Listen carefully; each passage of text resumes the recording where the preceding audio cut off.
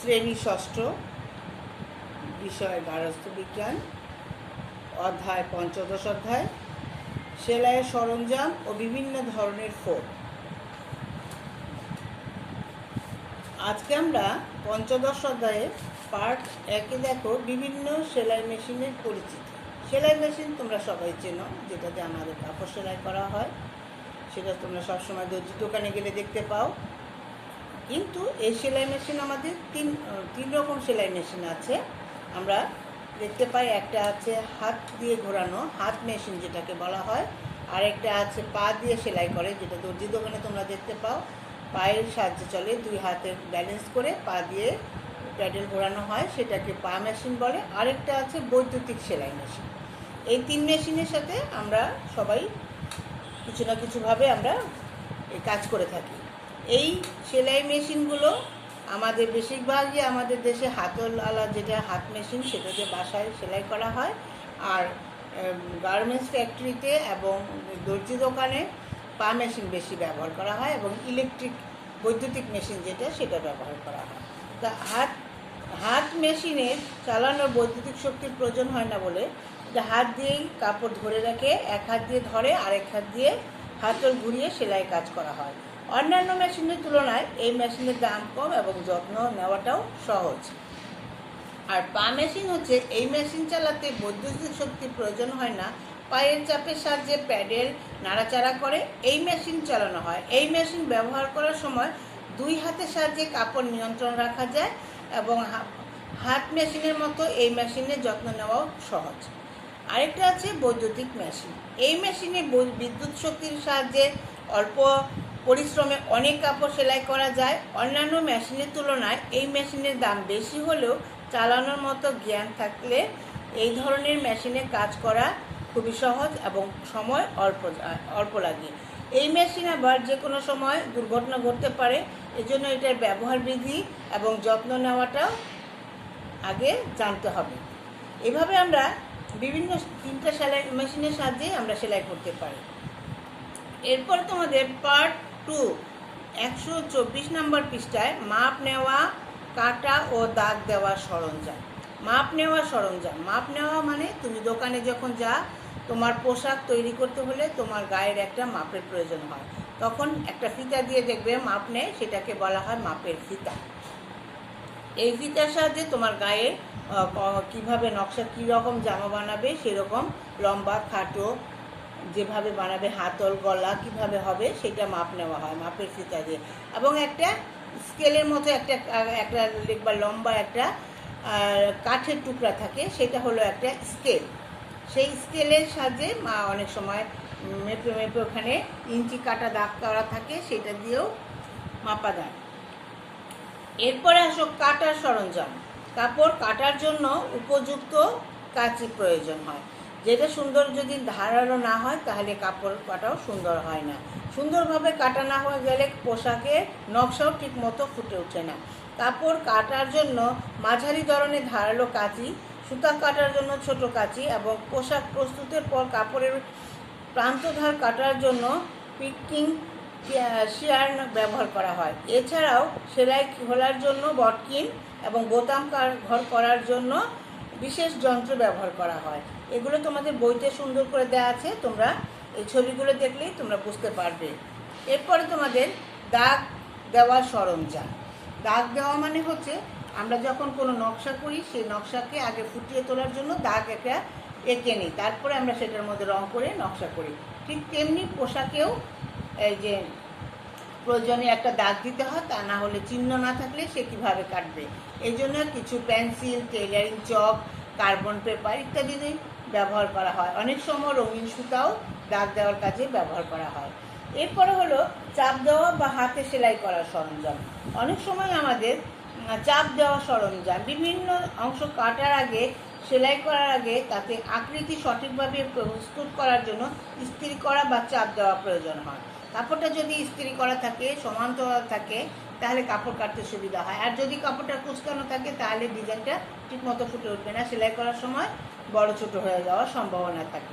পোশাকের বিভিন্ন অংশে যেমন কলার, পকেট, বোতাম, পট্টি প্রভৃতি তৈরির জন্য ভালোভাবে ইস্ত্রি করে নিলে আকৃতি সুন্দর ও পরিপাটি হয়। এরপর অন্য অংশের সাথে সেলাই জুড়ে দিলে সম্পূর্ণ পোশাকটা দেখতে সুন্দর হয় এবং চাপ দেওয়ার সময় ওজনের ইস্ত্রি ব্যবহার করলে কাপড়টা ঠিক সুন্দর হয়ে বসে থাকে। আচ্ছা, এরপরে হলো হাতের সেলাই সরঞ্জাম। হাতে আমরা অনেক সময় অনেক কাজ আছে যেগুলো আমরা হাতে করি, যেমন হাতে গলার কাজ, নিচের অংশের কাজ, এগুলো আমরা হাতে করে হয়। হাতে একটা পোশাককে করার জন্য আমরা অনেক সময় ফ্রেম ব্যবহার করি। ফ্রেম তোমরা দেখেছো, যেটার মধ্যে আমরা একটা গোলাকার আকৃতির কাপড়ের মধ্যে বসিয়ে সমান্তরাল করে বসিয়ে এবং টাইট হয়ে থাকে কাপড়ে একটা নকশা করে এবং সে খুব সুন্দরভাবে সেলাই করা যায়। ফ্রেম ছাড়া সেলাই করলে সেই সেলাইটা কুচকিয়ে যাওয়ার সম্ভাবনা থাকে এবং সেটা ভালো করে সেলাই কাজ করা যায় না। এই জন্য একটা ফ্রেম, হাতে সেলাই করার সময় একটা ফ্রেম অবশ্যই লাগে এবং সুতা তো লাগবেই, সুতা ছাড়া তো সেলাই করাই যাবে না, এই জন্য সুতাও লাগবে। আমরা এগুলো খুব সুন্দর করে একটা বাক্সে যদি রেখে দেই তাহলে আমাদের কি হবে, যখন প্রয়োজন হবে তখন আমরা হাতের কাছে পাবো। এই জন্য সবসময় দেখবে সেলাইয়ের মেশিনের কাছে একটা সুন্দর বাক্সের মধ্যে সবাই সব কিছু এগুলো সংরক্ষণ করে রাখে, যেমন কোনটা মাপের সময় লাগবে, কোনটা কাটার সময় লাগবে, কোনটা বোতাম খোলার কাজ করার সময় লাগবে, হাতে কাজ করার সময় লাগবে এবং বিভিন্ন রঙের রঙিন সুতা লাগে। সেই সুতাগুলোও আমরা একই জায়গায় সংরক্ষণ করি, তাহলে আমাদের সুবিধা হবে। এই জন্য আমরা প্রয়োজনের সময় খুঁজে পাবো এবং এগুলো আমাদের খুবই প্রয়োজনীয় একটা জিনিস, যেগুলো ছাড়া আমাদের সেলাই কাজ সম্পূর্ণ করা যাবে না। আচ্ছা, তোমাদেরকে আমি ক্লাসে আগেই বলেছিলাম যে তোমাদের এই ক্লাস 6-এ তোমাদের ব্যবহারিক করাবো। এখন তো আর পড়াতে পারছি না, কিন্তু তারপরেও তোমাদেরকে আমি বলছি তোমাদের ব্যবহারিকের জন্য 10 নাম্বার সবসময় থাকে। এই 10 নাম্বারের জন্য তোমরা বাসায় তোমাদের বইতে এই 127 নাম্বার পৃষ্ঠায় বিভিন্ন ফোরের পরিচিতি, ফোর মানে সেলাইয়ের বিভিন্ন রকম সেলাই, যেমন রান ফোর, তারপরে হলো বকেয়া স্টিচ, তারপরে হেম আছে, টাক আছে, লেজি ডেজি আছে, ডাল ফোর আছে, বিভিন্ন ফোর আছে। এই ফোরগুলো কিভাবে দিতে হয় তোমাদেরকে বইয়ের মধ্যে সুন্দর করে ছবি আঁকার মাধ্যমে দেওয়া আছে। এখন এইটা তোমরা বাসায় একটা পুরনো কাপড় নিয়ে প্রথমে সেটা আম্মুর সহযোগিতায় বাসায় সেলাই করবে।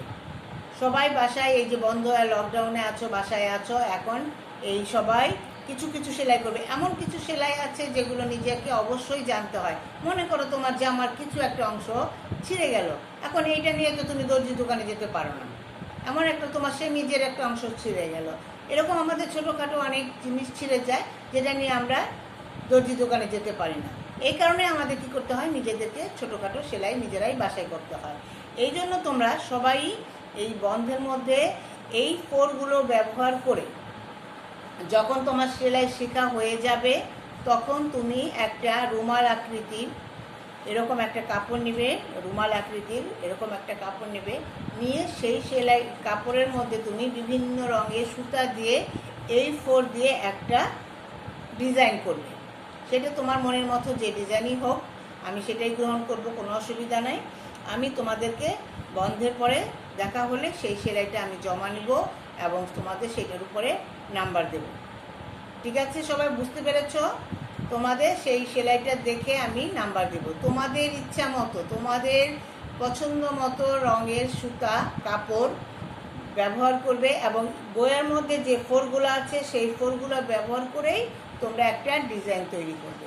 তোমাদের বইতে 128, 129 পৃষ্ঠার মধ্যে দেয়া আছে, তোমরা সে দেখবে যে কি কি ফোর ব্যবহার করে, এবং তুমি যদি এর চাইতে অন্য কোনো ফোর ব্যবহার করো তাতেও কোনো অসুবিধা নেই। তুমি যদি অন্য কোনো ফোর ব্যবহার করো, কোনো ডিজাইন আঁকো, ডাল ফোর, লেজি, এটা যেটাই বলো তুমি তুমি অন্য ফোরও ব্যবহার করতে পারবে, করে তুমি একটা ডিজাইনের একটা সেলাই প্রস্তুত রাখবে এবং সুন্দর করে সেটার মধ্যে নাম, রোল, শ্রেণী, শাখা লিখে রাখবে। আমি যখন বন্ধ হবে করবে তখন আমি তোমাদেরকে সে সেলাইটা দেখবো যে এটা কে কোনটা করেছ। এটা তোমাদের শিখতেই হবে নিজেরা বাসায়। এটাই তোমাদের শেষ অধ্যায় ছিল। এরপর যদি কোনো অধ্যায় তোমাদের না হয়ে থাকে সেটা আমি দেখে দেবো পরে, কিন্তু এটা তোমাদের বইয়ের শেষ অধ্যায় ছিল।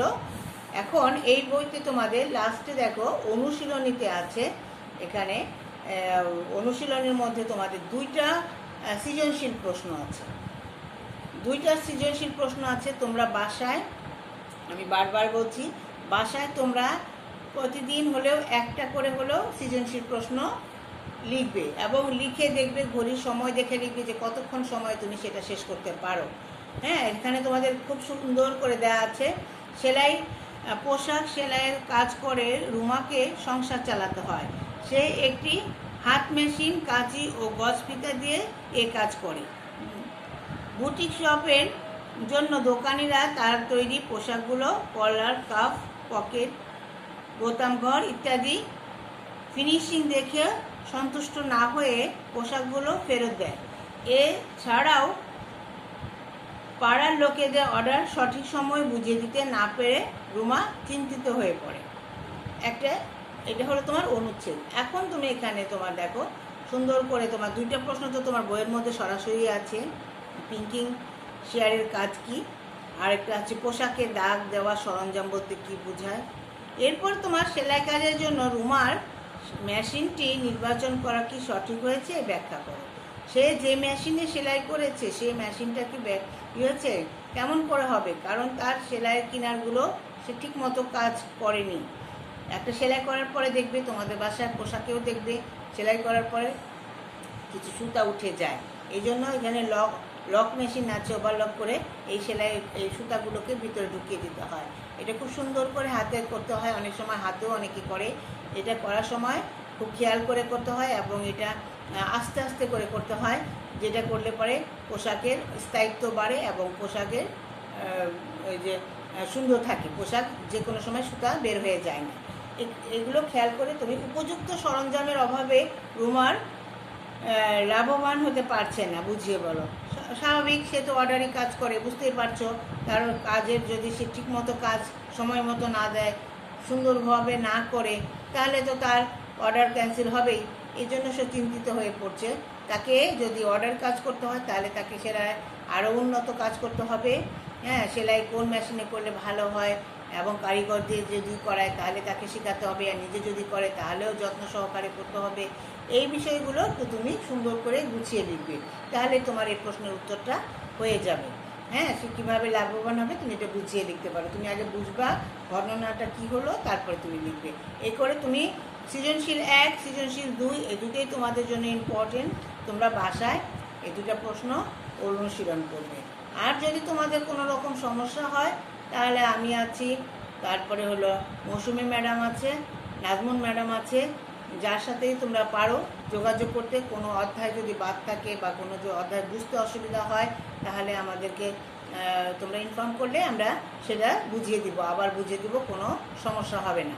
তোমরা সবাই মনোযোগ দিয়ে বাসায় পড়াশোনা করবে, কারণ সামনে তোমাদের যদি একটা পরীক্ষার ডেট দিয়ে দেয় তাহলে তখন তোমাদের যদি পড়া থাকে তাহলে সুবিধা হবে। এই জন্য বাসায় রেস্টেও থাকবে, আবার পড়াশোনাও করবে, ইবাদতও করবে, সব কিছুই করতে হবে এবং সেলাই করবে। সবাই সেলাই শিখবে।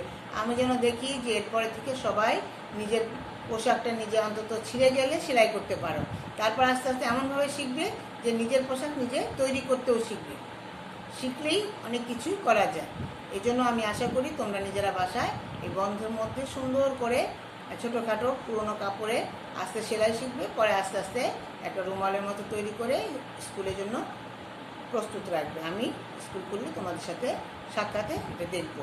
ঠিক আছে, সবাই ভালো থাকো, সুস্থ থাকো, পড়াশোনা করো।